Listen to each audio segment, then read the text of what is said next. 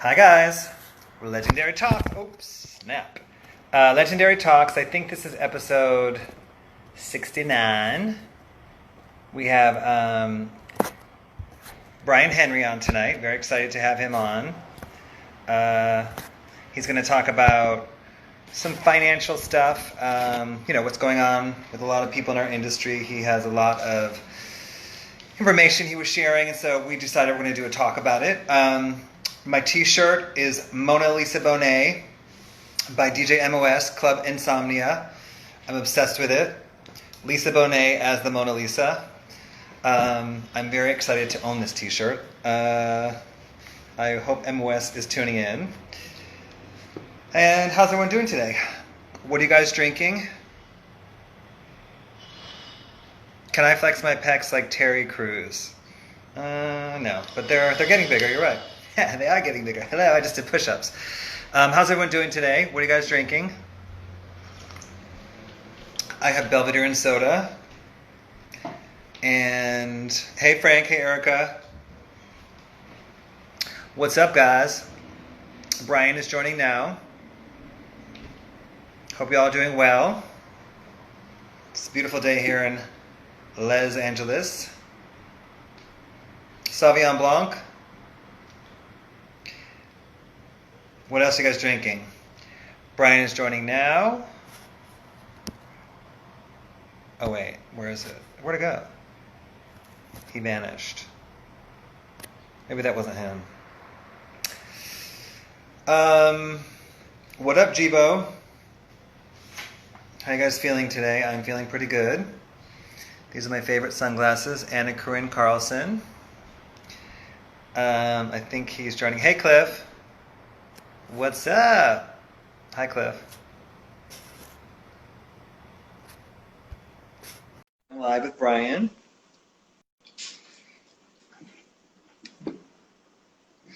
Happy Tuesday, everybody. Hey. There we are. Hey, Damon, how you doing? Good. What's up? How you feeling? I'm feeling good. How about yourself? Good. Thank you for doing this. I appreciate it. No worries. No worries. Thanks for having me. First of all, this is MOS's Mona Lisa Bonet t-shirt. Okay, check it out. MOS coming through. I love it. Club Insomnia. I just ordered it and got it, received it, I think today or yesterday. So, MOS been killing it on the turntables every night. He is literally the insomniac DJ. No, I love it. I've said it many times. He has been inspiring me to do these. MOS and D Nice have been inspiring me to do these talks. You know, be consistent. If they can do it, I can do it. I keep saying so. You know what I mean? Agree. My brothers, they out there killing it on the digital airwaves. So much love to D Nice. Love to MOS. So we're going to talk about some financial things, and that's kind of the reason you and I decided to talk. But first, I want to talk obviously about you and your successful career, so people get a chance to, if they don't know you, that they get a chance to know you. Okay. I would like to start when we met. The first time or the second time or the third time, you know, there's always two versions to when when we meet people. People and I meet. For the time you was like, oh, this young man has some talent. Which time we talking about? What's your first memory of me? Let's start there. I think it was the Gold Room in New York doing the parties. Oh really? Baby I'm a Star, right? You were doing those parties with Kiss and MOS, and I was just in town doing some type of event. Of course, some of my homies were like, hey, you got to come down, you know, and kick it with the cool kids. And so just remember you doing your thing, you know. Damon has a very unique personality, as we all know. Anyone tapped into the live, that's why we love you. You know what I mean? So I just remember us interacting, talking. At a certain point, I mentioned wanting to be a DJ. You like, yeah, oh, okay. And I'm not sure if I was DJing at that time or preparing to DJ, but it was somewhere around the beginning of my career. Did you live in New York at the time? I previously lived in New York, but at this time, I definitely had already lived in LA. I was already living out west. So I'll tell my version now. So I had been coming to LA, I think it was around 2008, 2009-ish, I would say, right? Mm-hmm. Approximately. Yeah. I'd been coming to LA, and I did the party at Bar Marmont with DJ Rashida. And, you know, it was a great party. To this day, it's still one of my favorite parties I've done in a long time. Mm-hmm. And you were coming, I kind of remember you being there, and then, typical Behan, who also has a very unique personality, like me, you came up to me very directly and said, I want to be a DJ. I'm going to be a DJ. All these things, kind of you wait and see kind of vibe. And I was like, okay, cool. And then, 10 plus years later, you're one of, the most successful DJs at the moment. So I always say, you always say I like telling that story, but I do like telling that story. I think it's great. I really, to be honest, was like, all I need is I don't need another DJ in my life, basically. So I was like, and you really became really successful, and I'm very proud of you for that. You were very determined, and to my knowledge, you were not a DJ yet, so. Yeah, it may have been at the beginning, but no, I appreciate that acknowledgement. It certainly has been a very unique journey. This month makes 10 years on the journey, and good. Hands down, one of the best decisions I ever made in my life, to leave that corporate world and jump into things that I was most passionate about, what I knew to have purpose. And I always loved making people feel good with music. And so DJing was a natural tool in that process. Well, let the people know some of, list your resume for a moment, DJ wise. You want me to run the resume? I mean, the resume. A little bit, just like, a little teaser, I've been blessed to DJ across the country, international dates in the UK, Italy, south of France, South Africa. I'm a recurring DJ on ABC's Good Morning America. I spin a bits, HBO, Netflix, BET, MTV, all of the major networks, you name it. I love to say that I DJ for the derelicts and the dignitaries. And what I mean by that is, like, you can find me sometimes DJing at a party where there's some exotic dancers, or you can sometimes find me at a party where there are congressmen and people in very high places. And so I love music because no matter who you are, it's literally meant for everyone. And I get the opportunity to play across the board to all people, no matter their race, color, creed, sexual orientation. It's all about love and all about unifying us. And so that's a great way of describing it. And I have a similar philosophy about my parties. I say, from the very beginning, I said, it doesn't matter if you're black, white, gay, straight, rich, poor. Come on, as long as you're cool and want to dance, let's do this. So. No, I totally agree with you. Yeah. And then, I don't know this at all. This is a real question from me. Why did you switch from your DJ name was DJ Behan for many years, and then I think last year you switched to Brian Henry. Why did you do that? Switched it in 2020, actually, this year. I went to Ghana for the Great Return for New Year's Eve celebration. It was my first time in West Africa.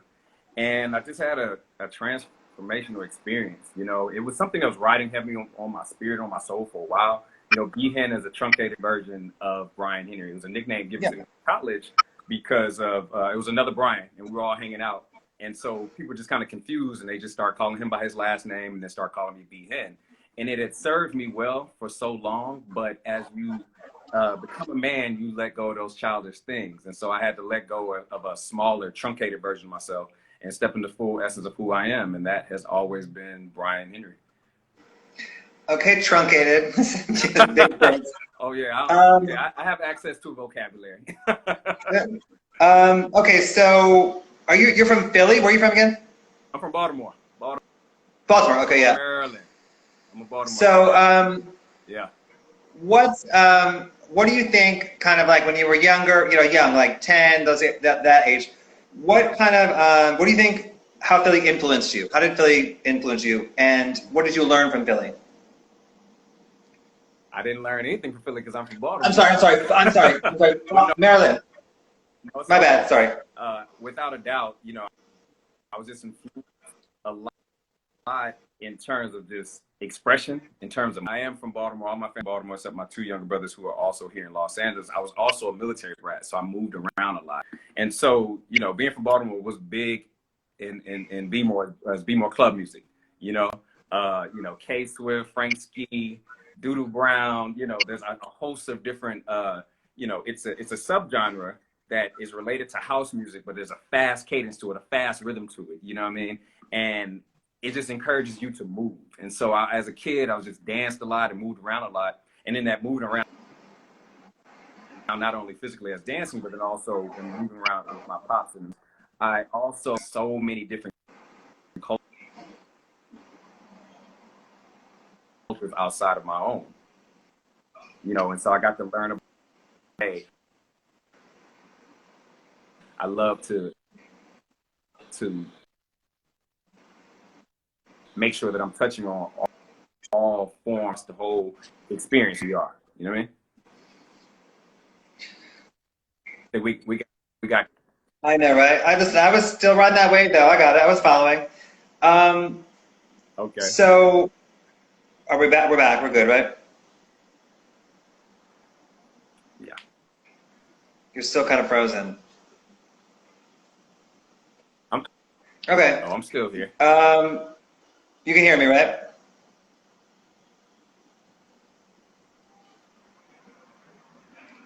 Hello? Can you hear me?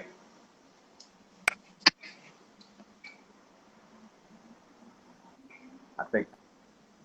I think now you're frozen as well. I'm good. I mean, I can.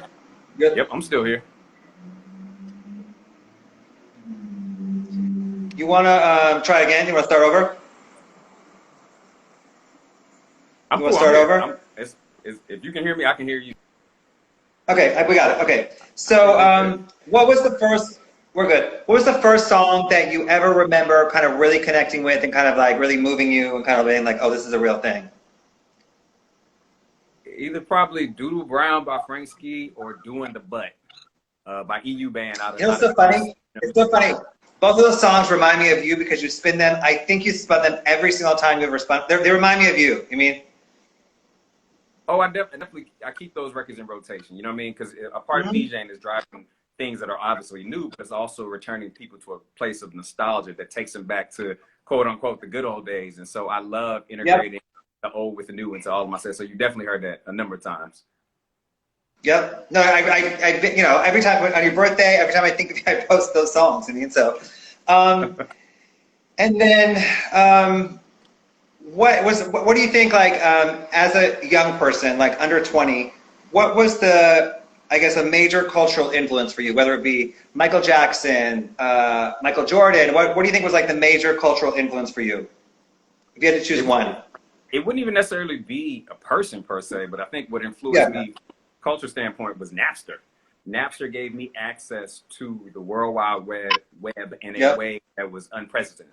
You know what I mean? Like I was able to access MP3 files, and obviously, peer-to-peer networks are illegal, rightfully so. But I was able to access a wider range of music that at the time I didn't have the money or the access to kind of go to record stores and get vinyl and Yeah. things like that. And at that point, I also didn't have any turntables. So when I was able to get a hold of Napster, I was able to download so many different forms, and I started creating like these 50-track mixtapes all on computer software when I was like eighth, ninth, 10th grade. You know what I'm saying? So that was like my introduction to DJing. But I spent so much time doing it, and I realized it was taking me away from my studies that I did it up to my freshman year in college, and then I just kind of pushed it to the side and did my best to forget about it. But that's the thing, like when something's in you, if you don't let it out, it's going to implode. It's going to implode within you. I think a lot of times that's why so many of us are angry and upset because we're not necessarily honoring ourselves in our day-to-day activities. We're oftentimes in jobs and career paths that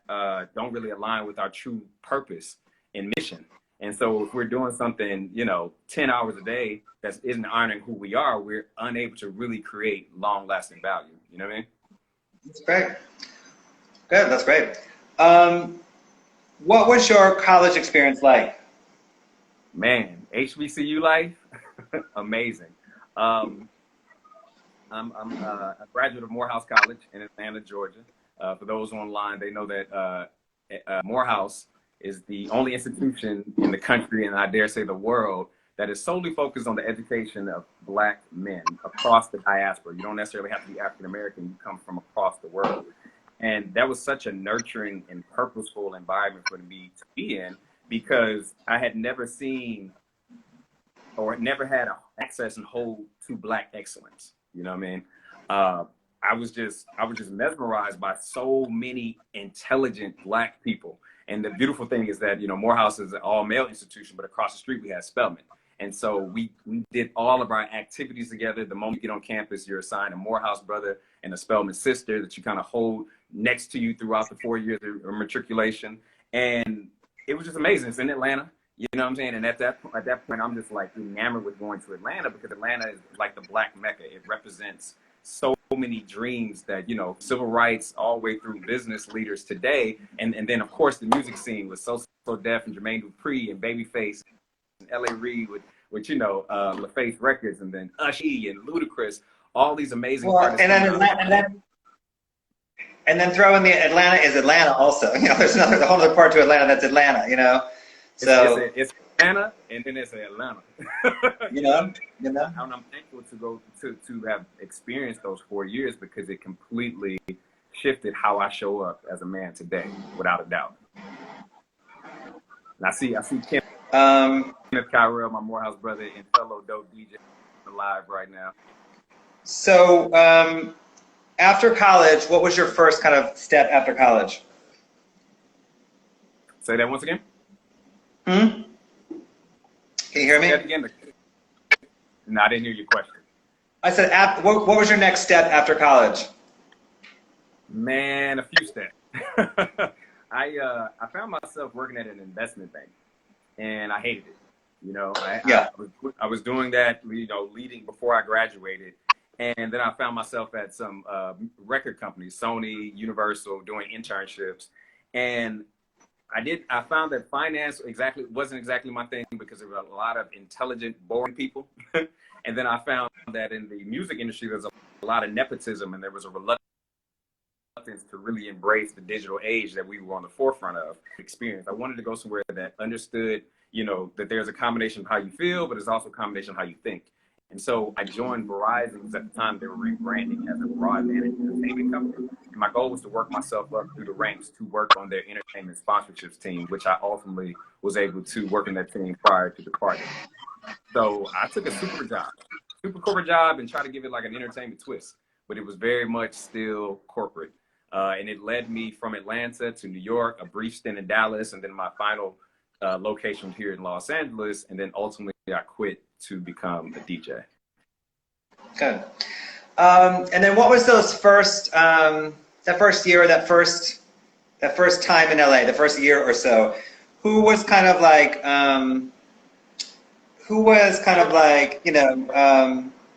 when did you get your groove that first year or two in LA, basically?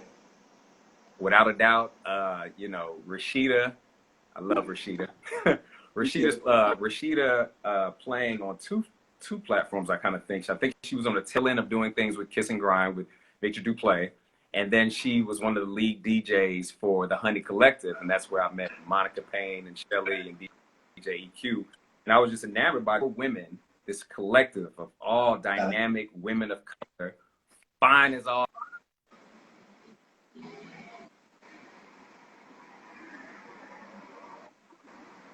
Soulful experience, rather, makes the host events at the root of the standard. And that's when I first kind of tapped in and started looking at them like, man, like they are just super dope. And I just resonated with the vibe that they were creating. And I mean, clearly I still rock with Monica up until this day, so it was a long lasting impression in terms of what it can feel like to be out at an event that really soothes your whole soul here in Los Angeles.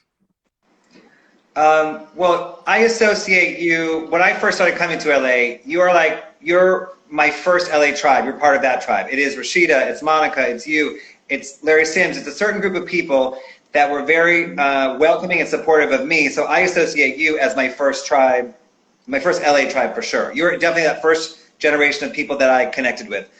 And then what was your... Move out this way. At the time, I was doing my damnedest to convince. I was like on the LA welcoming committee at the time. I've since retired that hat. But You definitely were trying to get me to move out here. I kept saying, no, no, no.